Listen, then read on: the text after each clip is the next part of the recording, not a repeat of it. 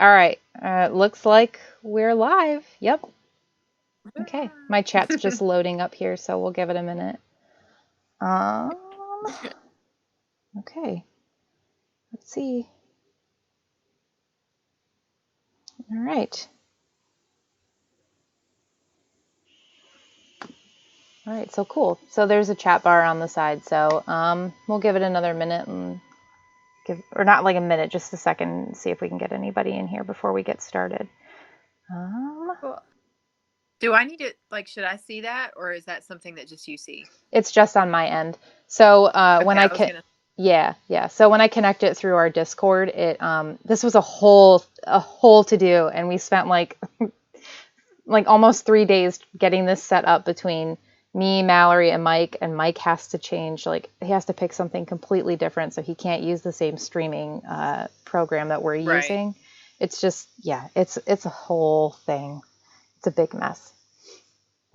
Okay, so we'll just get started because this is recorded. So anybody that misses the opening, shame on you for coming in late, but this will be on YouTube for you to watch anyway. So I am Amanda Wright. I am the marketing director at the Parliament House, and I'm here with Lillah Lawson and Danielle K, Roux, authors. Lillah published recently Dead Rockstar, like last week. And Danielle here is working on publishing the second novel in her This Will Kill That series. So I'll let them talk a little bit and kind of, I guess, reintroduce themselves, even though I already named them. So Danielle, I'll let you take the floor. Hi. So I'm Danielle. I write about dystopian cities and weird queer fantasy and that kind of thing. That's pretty much me in a nutshell. All right, Lillah. I write Southern Gothic, dark fantasy, urban fantasy, thrillers, and horror. I pretty much write everything. So yeah, that's me. All right.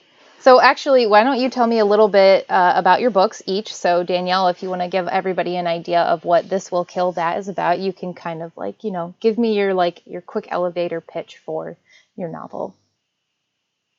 So This Will Kill That is about clashing aura colors in a dystopian city. Everybody's been divided up into these aura colors, and they actually don't really know what the aura colors mean.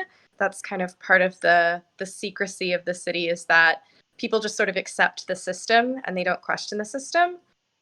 These two characters in the first book, Amaya and Rin, are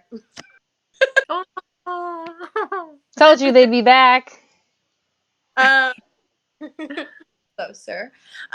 So the two characters in the first series, Amaya and Rin, are both from different colors, blue and green, and they come together and sort of are supposed to be rivals, but they end up being friends and a little more than that. And then in the second series, and the second book in the series, it's another dichotomy of these two siblings who both want revenge. One of them wants to protect people from their magic powers, and the other, he wants to just use his magic power to cause as much chaos as possible. So a lot of fun and a lot of dark stuff happens. Magic, mayhem, cinnamon buns are made, pancakes are made. It's great. That sounds great. We do love food. I do love reading about food and in novels, and I don't know why, but No, I do too. I always have. yes, it's a completely different experience when you're reading about somebody describing what a cinnamon roll tastes like to you. You know what I mean? Yeah.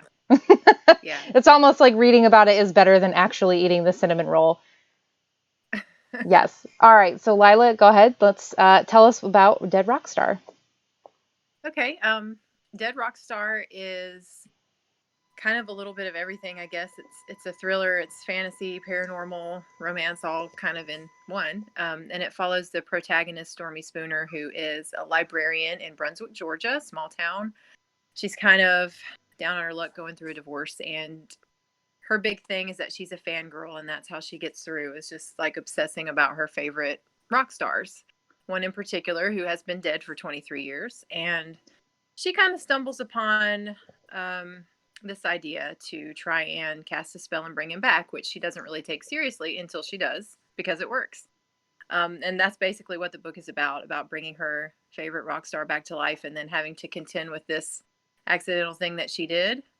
And it is part of a trilogy, actually. So there will be 2 sequels, and we'll meet lots more people and find out all about the magic and some other details behind all of that. So, yeah. Awesome. Okay, thank you. And yes, so for anybody viewing, Danielle's series is also a trilogy. And we now know that Dead Rockstar is not a duology anymore; it's a trilogy. So that's exciting. I'm excited for both. I think it'll be awesome.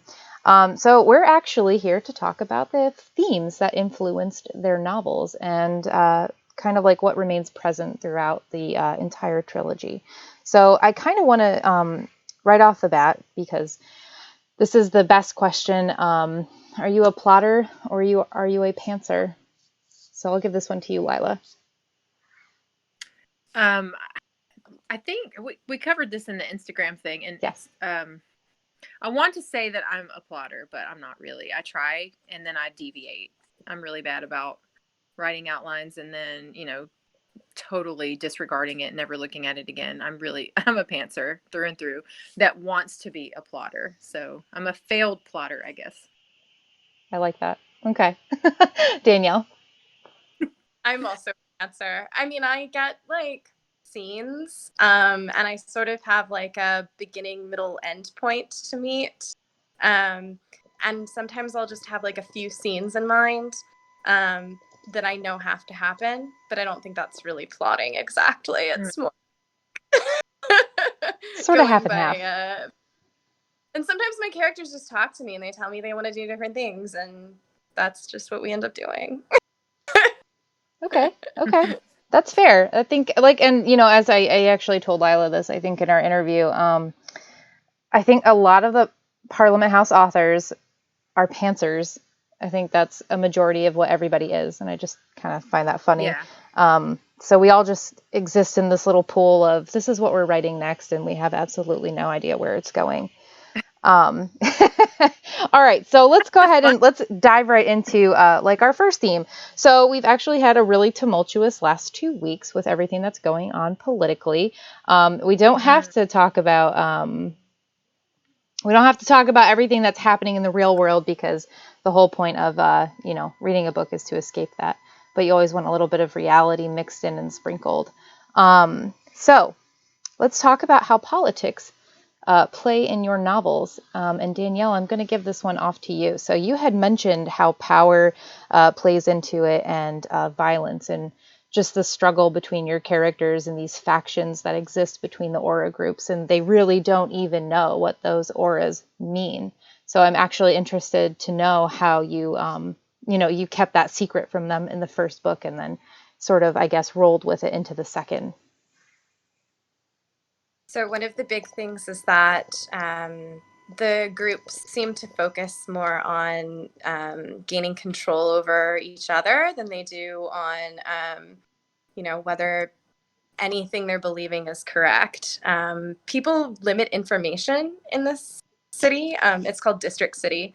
And they limit that information, and that is what gives them power, is the people who are in the know what's going on, and everyone else just sort of has to worry about surviving. So it's a post-apocalyptic city. Some big event happened. Nobody can even agree on what it was that happened exactly.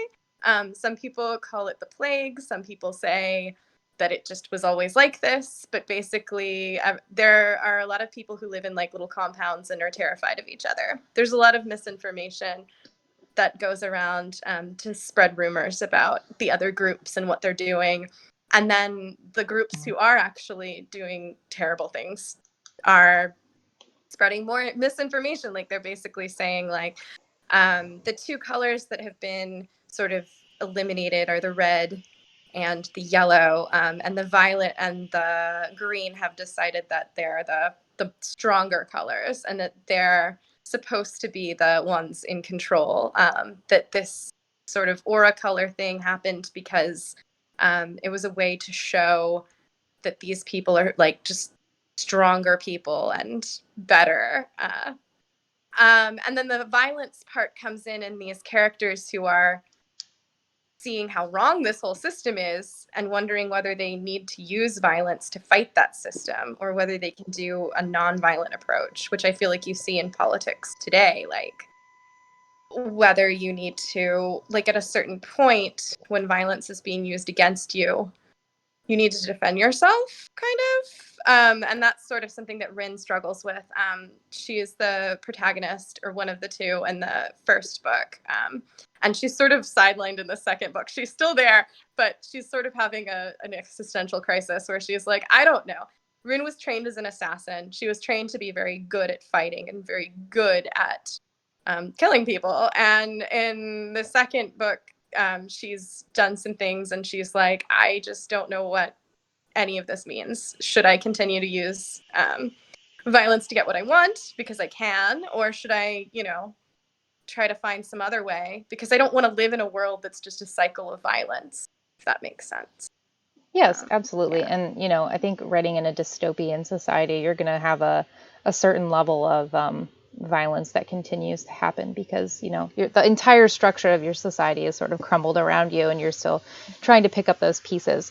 So I'm actually interested, what inspired the aura system for you? Like what started that? I'm so sorry if you hear a train in the background, just ignore it.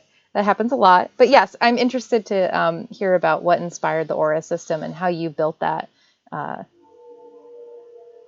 So I was originally inspired actually by a dream my wife had. She just dreamt that people had these like colored auras that they were born with, and people didn't really understand when it had happened or what it meant. And I just thought that was a really interesting concept. But it's also sort of based on like 19th century and early 20th century spiritualism. And that's where all the psychic power stuff kind of comes in. Aura photography and like the color of your aura meaning something, which I thought was just really interesting. But the thing about that is that it's all about your aura color changes based on your mood, sort of like a mood ring. And this is like, everybody has like a static aura. So there's something going on that's maybe causing it to do this that maybe isn't, just something inherent of you. It's something has been done to you to do this. That's kind of part of the big mystery. They're all trying to figure. Okay. Yeah. Okay. I like that. So, right off the bat, off of This Will Kill That in the first novel, you have really no idea, neither do the characters, what that aura means. So, okay, that's interesting. And I don't want to, we got like a whole hour to talk about everything. So actually, we're going to move over to Lila because I want to give her an opportunity to speak. So one of Lila's themes in Dead Rockstar was the misconceptions of poverty. And as I'm doing my buddy read, I'm trying to pay attention to these themes that we had been talking about and that you had presented in the novel. And I did notice that our main character, Stormy, she finds herself in sort of like she's impoverished, correct? That would be, yes. Okay. Mm-hmm. So, and I know that moving on from politics, like poverty does play a role into that. And I know I'd like to hear a little bit more on your thoughts about how that theme presented itself in Dead Rockstar. Right. It's not a heavy-handed thing. Like, it's not the main theme of the book at all. But when I decided to write it, I just wanted to have a main character who was poor, because that's something that's kind of rare, unless, like, the only exception is if you have a book where the poor, like the person's poverty is kind of a plot point that's driving them forward, or it's something that is their main struggle. You see that all the time, but you don't just, I mean, in my experience, like it's rare to find a book that's really fun and exciting about a character who just also happens to be poor, and I just wanted to do that because, I mean, I grew up kind of straddling that line. I mean, I lived in a trailer for a lot of my childhood. And, I live in an area where there are a lot of trailer parks and, duplexes and things like that. And I just wanted to kind of normalize it and say, hey, this girl is awesome. There's nothing particularly wrong with the fact that she lives in a single wide trailer in Brunswick, Georgia. And she's doesn't have a lot of cash, but she's still out there, living her best life anyway. I just kind of felt like that would be a fun thing to do, because I think there's some stigma even in my part of the country, like even among my own peers, there's kind of a certain stigma about people who live in trailers and things like that. And I'm like, nah, let's not do that. Stormy's freaking awesome, So that's just kind of a commentary that I wanted to make about the people, all over the country, really. Just it's okay, if you're lower class or whatever, your story doesn't just have to be about that. You can still have other experiences. So yeah. I like that. I think that's a great message, though. I mean, I related a lot to her so far just from those first few chapters, because as a college student in immense debt, that spoke to me. We won't even get into that, but just know, I know where you're coming from on that, and I completely understand. But I am actually Right. interested. I kind of want to cross my hairs here with both of your themes. I'm interested, Danielle, if any of your characters, like what the monetary, what the money situation is in your world, and if poverty affects any of the characters or the factions in your world. It does. So it's interesting because I think it's more of like a skill set. So there are definitely people who just have really good skills at, repairing things and making things. And those are sort of the people who are able to leave the city and just go off on their own and start their own lives and sort of, go off and raid old discarded targets and take all their stuff and sell it. And the people in the city are people who probably don't have as many of those skills. So maybe they were, people who were already living in the city to begin with. City dwellers versus people living in the countryside. But the people in the city, and my characters in particular, live old and have the sort of phone. And they use like credits and things to buy things, but a lot of it they've stolen. So they're sort of living this like ramshackle kind of existence. It's a little bit more like the fantasy kind of dystopian society, where you can kind of steal things that no one's using because there's a bunch of abandoned houses and stuff. It actually would be kind of fun, because I know how to wire things and build things. I would be like, cool, I get whatever house I want. Definitely better than having to pay rent. Oh, So, I agree. I agree. I like that. So the element of the money element in your world is basically skills and abilities, and it kind of sounds to me like they have to have a trade in order to survive. Okay. mm-hmm. Okay. All right. So now, Lila, I'm going to ask you a question based on what Danielle's themes are, which is what power and violence, what kind of role that plays in Dead Rockstar, if it does. A little. After, I don't want to give too much away, but after Stormy brings Philip back, it becomes apparent that there are some other people around that kind of have a stake in her abilities, and they will resort to violence to kind of try to keep her under their thumb. And a lot of the violence kind of happens off screen, or we hear about it, or there's the possibility of it, but there is a little bit in there. And it basically is just this certain group of people that are kind of looming over their heads that Stormy and Philip are kind of simultaneously trying to find and running from at the same time. So yeah, there's a little bit of that. There's not a ton. There's more in the sequel, I'll say that. I was just going to ask if there was going to be a little bit more, if that was going to get, I feel like when you're writing dark fantasy, you always have to up the ante in the sequel, because you have to make it either darker or you have to make it grittier. You have to do this and you have to do that. So it always has to one up the original as far as like, the darkness, I guess. So, okay, interesting. I love that. Great answers, guys. So the next theme I kind of wanted to talk about, and I'm not even really sure how to segue into it, but I guess we'll just go ahead and we'll start talking about the relationships between the characters in your novels.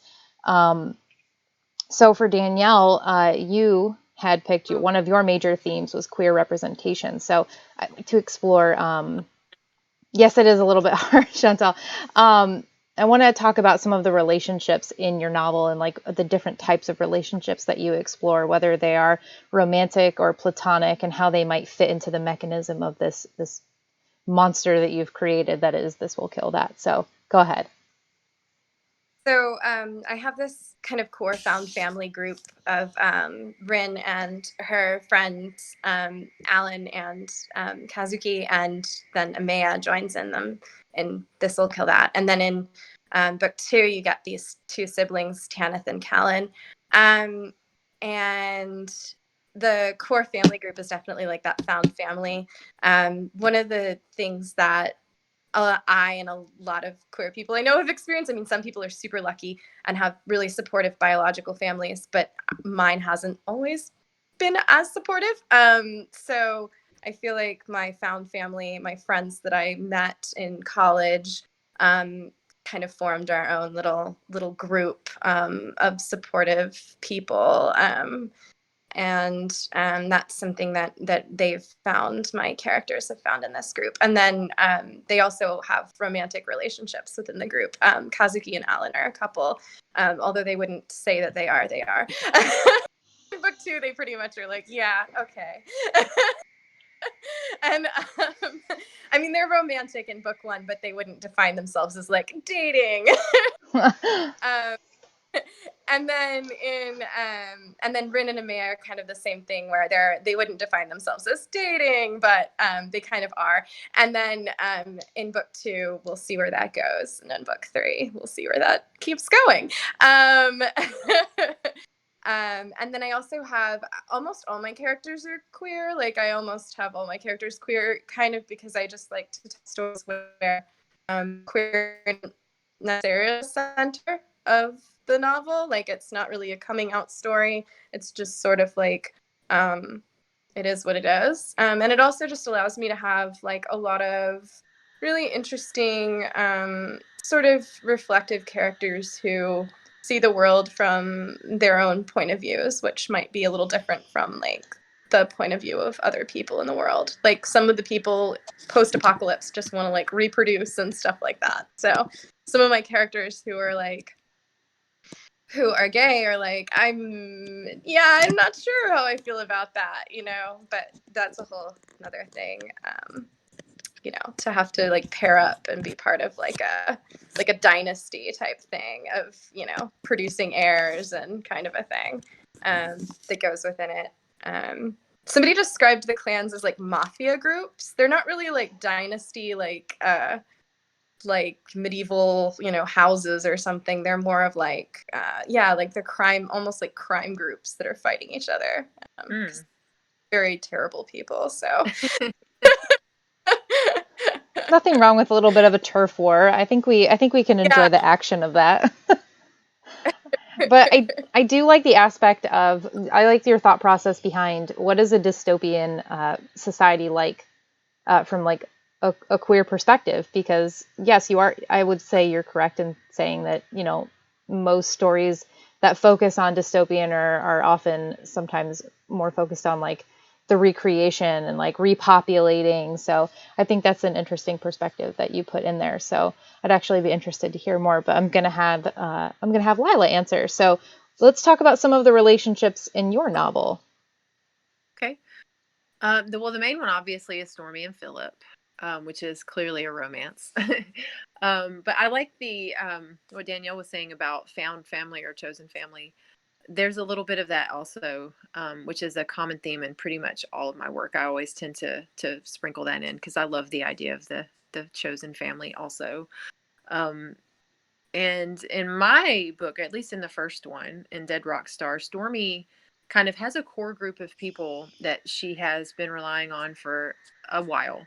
She doesn't have a ton of friends, but she's got like her two people. And as the book starts, one of them has her husband has left the picture, and she's slowly starting to realize, I think, that her best friend might not be as good of a friend as she thought. And that kind of happens over the course of the novel as she starts to meet more people, including a person that she thinks is an enemy at first and then slowly becomes a friend. So I kind of flip-flopped it a little bit. But yeah, there's a lot of different friendship dynamics in the book. Philip reconnects with his bandmates and they have a very interesting relationship. And I kind of wanted to do a nod to like all of those stories you hear about bands that have been together forever and how they're all like brothers, but they also hate each other. You know, they're all jealous of each other and they all want the credit. And so I had to put that in there too. I thought that would be fun. Okay, so I'm actually, you had mentioned that one of the main things was friendships, and I'm actually really curious about the friendship behind like Sloane and Stormy and like what inspired Yeah. that. And you had sort of touched on it during our Instagram chat the other day, but I didn't want to like, Yeah. I wanted to talk about that more here, so I didn't like dive into it too much. So I'd like to, Right. yes. So let's talk about that. Let's talk about Stormy and Sloane. Their friendship is a perfect example of me plotting and then not following it at all, because I started out planning to write this really tight, close female friendship, and Sloane is like partially based on a very good friend of mine. But then as I kept going, they had a different story, evidently, because they kind of start to drift, and Sloane kind of becomes a different person or starts to reveal herself as a different person. I don't want to give too much away, but um, yeah, that I don't know what happened, but my intention was that they're just very tight knit, close besties, and as the book kept going, they just sort of fell apart, you know, which is interesting because that happens in life, you know, and that's just what happened between them. So it became kind of an interesting thing about friendships, especially female friendships and the people that we trust and that sort of thing. And then not to talk up the sequel too much, but there's a lot more about friendship in that one as well with Sloane and other people. Okay. Okay, absolutely talk about your books, both of you, because this is all about you and your novels and the story that you're writing. So if you want to talk about your sequel, please talk about your sequel. I want to hear more about it. So, okay, awesome. So now my question for you, Danielle, sort of still jumping off of the relationship aspect of things. I was reading Erica's production notes for your book beforehand. And she had talked about how one of the relationships was very similar to Romeo and Juliet in that Rin and Amaya. Did I say that correctly? Is it Amaya or Maya? Okay. So let's talk about their what? Let's talk about their relationship. Let's talk about their relationship and if that's like you know, the romance between them, and it, you know, is it one of those romances where they've declared it and it's sort of official, or is it also one of those, well, we're dating but I'm not gonna say we're dating? It's definitely the I'm not gonna say we're dating. They definitely have feelings on each other, like for each other. But they also, Amaya's been raised in this really weird, isolated place where she's just been given books to read, and Rin's like the first human person she's interacted with who wasn't her father and wasn't like a nurse that was giving her an injection. So or asking her ridiculous questions for tests. So because she grew up in this weird lab environment, she's not sure if she likes Rin or if Rin's just the first person she's met. But she likes Rin, and Rin really likes her, and they're friends, they're cool. But then she also doesn't trust Rin because Rin's kind of a maniac, and that's understandable. Like Rin's very chaotic. Rin can turn on a dime, but Rin can be loyal.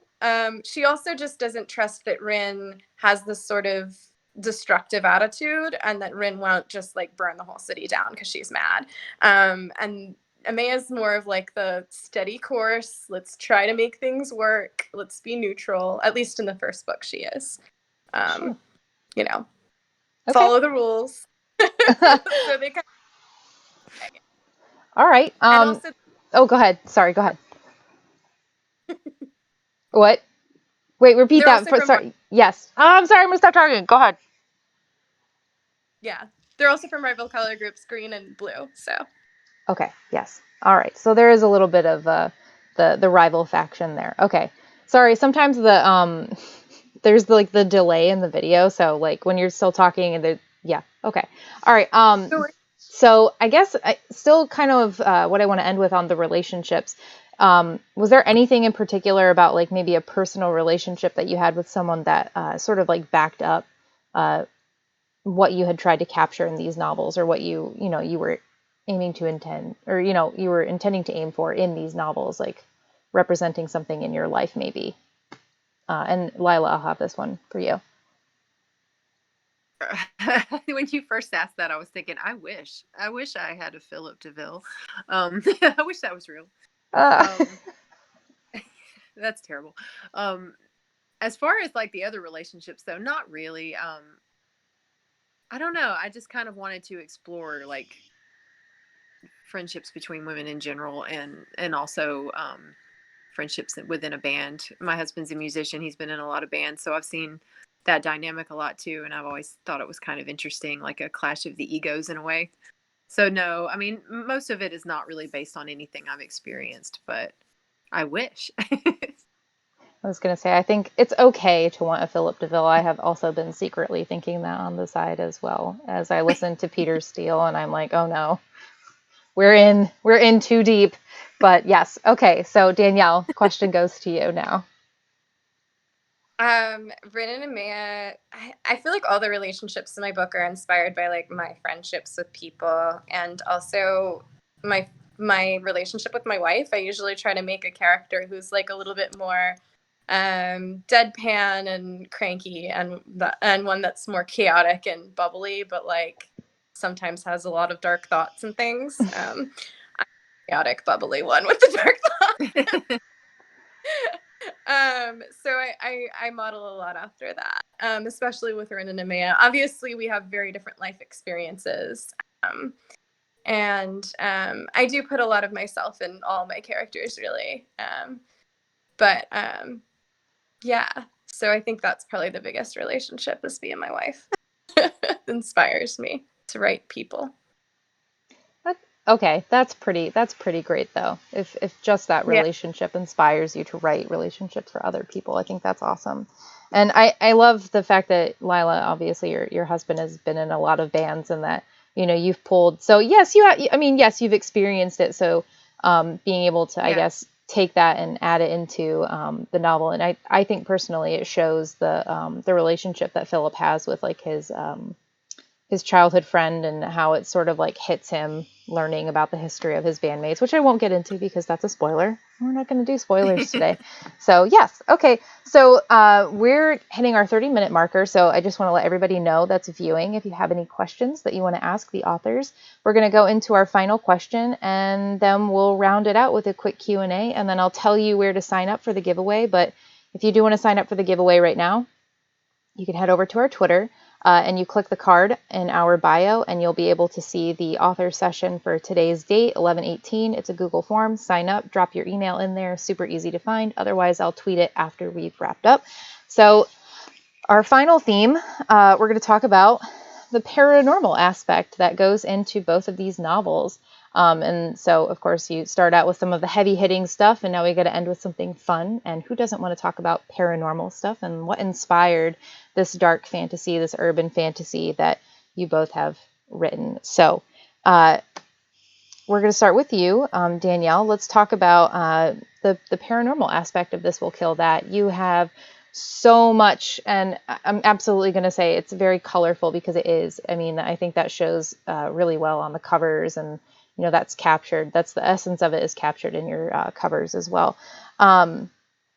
So go for it. Let's talk about the paranormal aspect and how you built everything, and how your world functions on auras and the spooky stuff, because we love spooky stuff. So I have all the aura colors, and then a lot of the spookiness comes from the city and the way I've sort of designed it. There aren't a whole lot of people who go outside in the city, except for like Rin. Like a few people who like explore and wander and find these little hidden places that people meet sort of in secret. And I always felt like that was kind of fun and spooky. I used to do ghost tours I used to give ghost tours, and I also used to do a lot of like urban exploration um, in Savannah, Georgia, actually. So I would, like I was a college kid. I would, try to get into old buildings and stuff. I just always found it very thrilling and spooky. And, abandoned places have this like lore. And then in this world, of course, there's all these secrets people don't understand. They don't really know what they're going to find when they break into a place, whether they'll find something that they can like take and sell for money, or whether they'll find, some information that they can use to sell for money, or to like, gain clout and recognition and power, or whether they'll find a literal ghost. And Rin, with her whole ex-assassin situation, finds out pretty early on that she has like a lot of abilities, including being like a medium, so she can see some ghosts of the people that she has killed, which kind of gets interesting and complicated and leads to her having a lot of regrets about her job. So like once you get to talk to someone who you murdered, you might kind of think, oh, well, that was maybe a bad idea.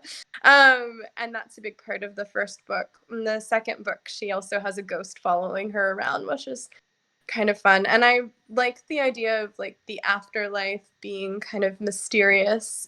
So a lot of the characters, now that they can see the ghosts, are wondering, well, where are the ghosts going next? And that ties into sort of the big weirdness with the aura colors and the spiritualism of ghosts and psychic abilities, and whether the dead can like give you power, or whether they're taking that power away, or what exactly is going on, is a whole thing throughout the series. So Okay. yeah.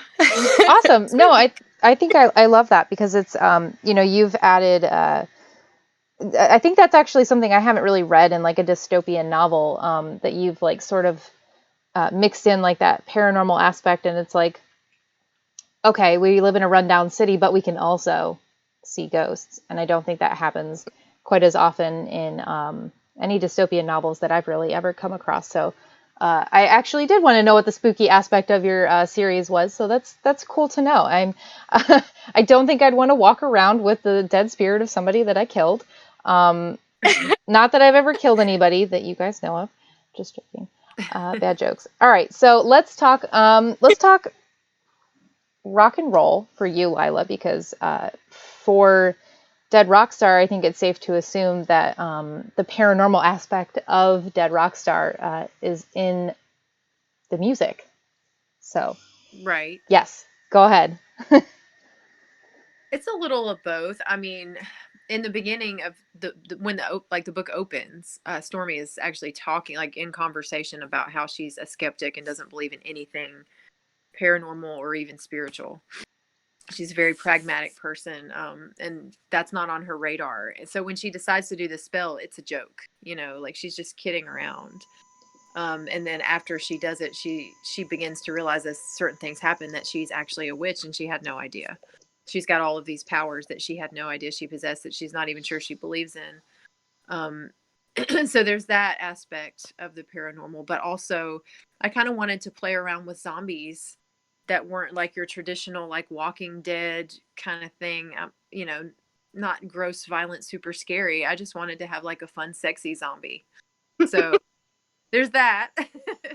But yeah, the rock and roll aspect of it is definitely more important, because it's all about being a fangirl and just like living out the ultimate fangirl fantasy of bringing back her favorite rock star. And there's lots of references to different kinds of music in there. She's always jamming out, putting on a record.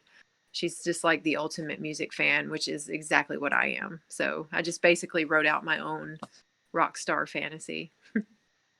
Awesome. I love it. I do. And of course, obviously I love the idea of a sexy zombie, but half the time when I'm sitting there reading it, I'm like, how did he stay perfectly preserved?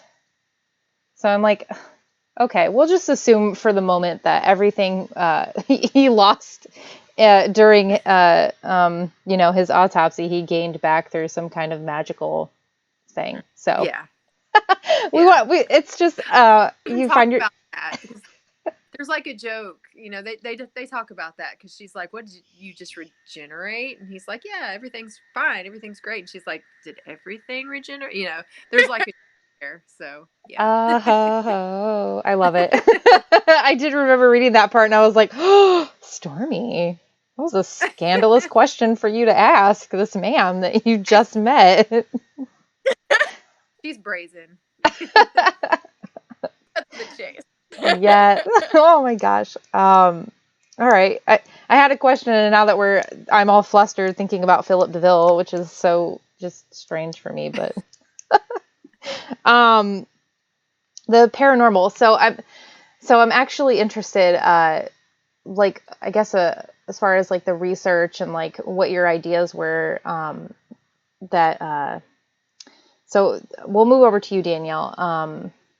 How did you decide to build your story around this paranormal, or like what kind of research did you do to inspire that or keep it going, and how did you keep it structured?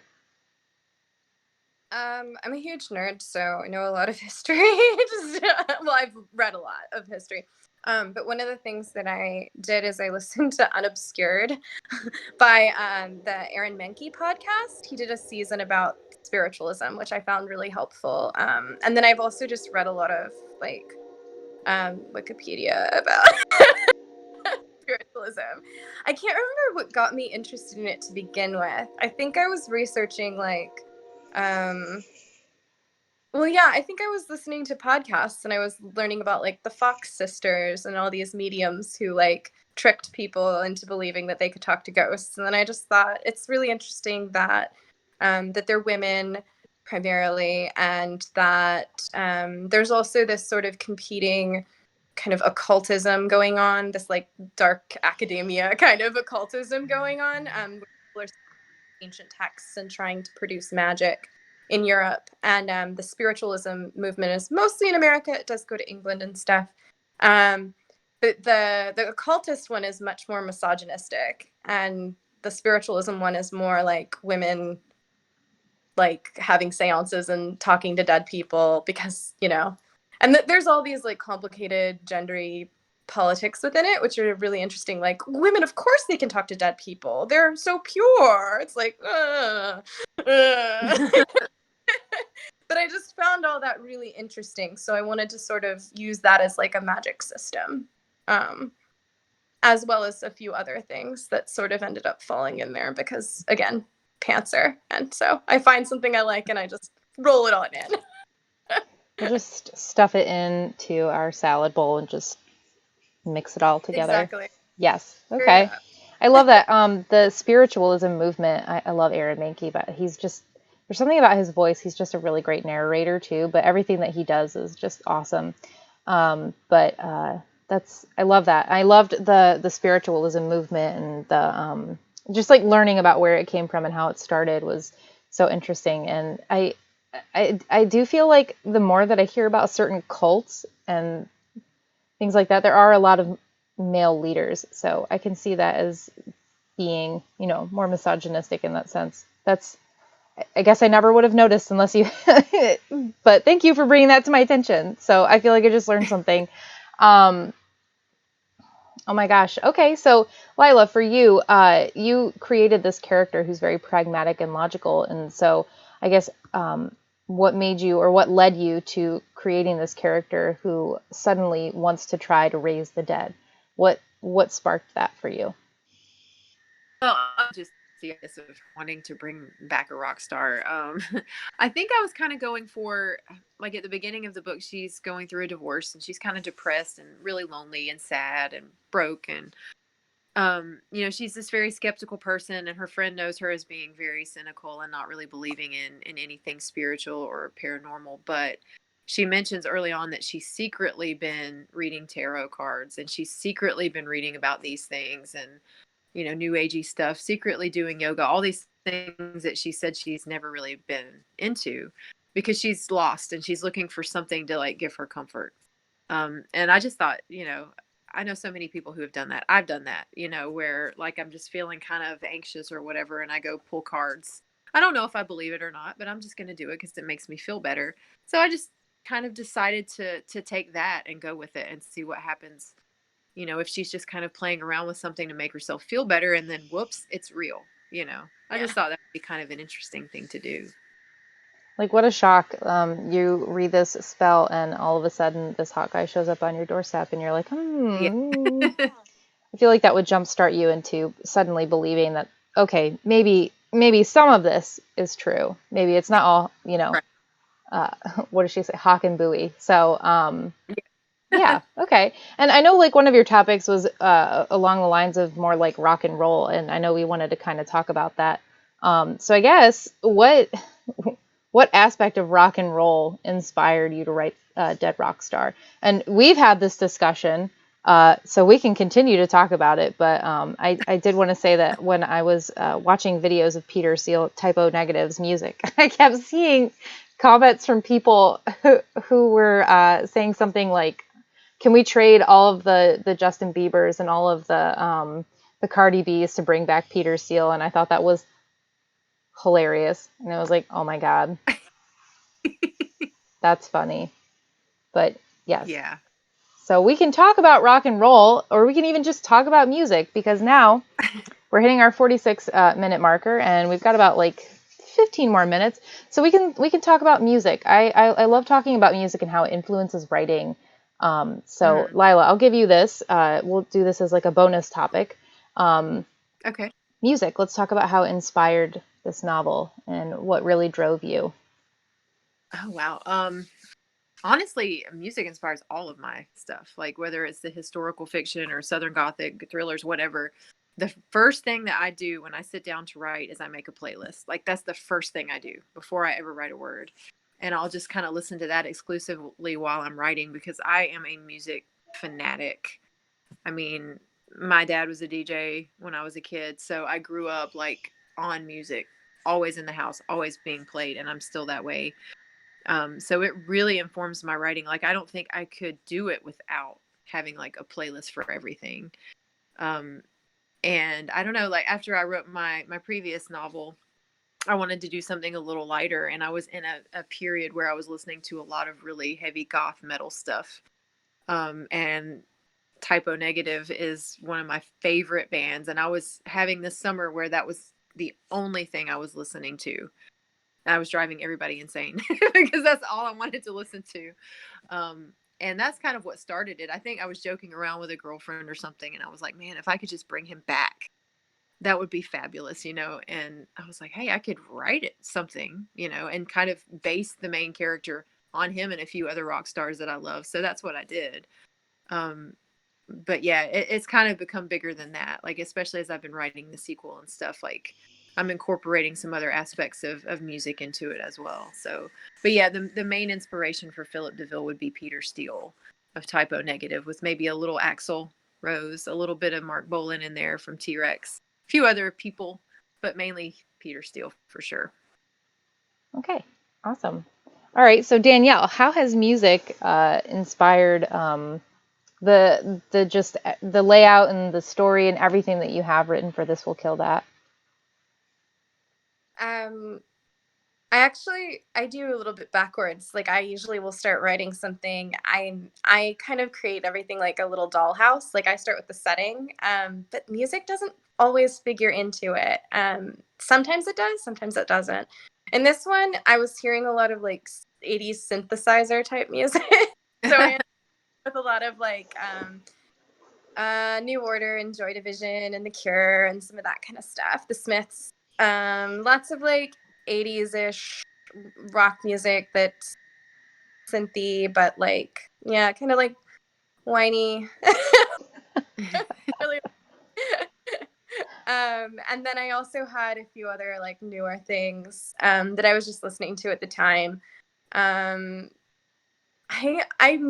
I'm weird when I'm actually writing, though. I don't listen to the music. Usually the music is almost like I've made a movie of the book now. Now we're going to add music. When I'm writing, I usually don't listen to anything. Although sometimes I'll have like television on, which is kind of weird. Because I like to write. I write a lot of dialogue.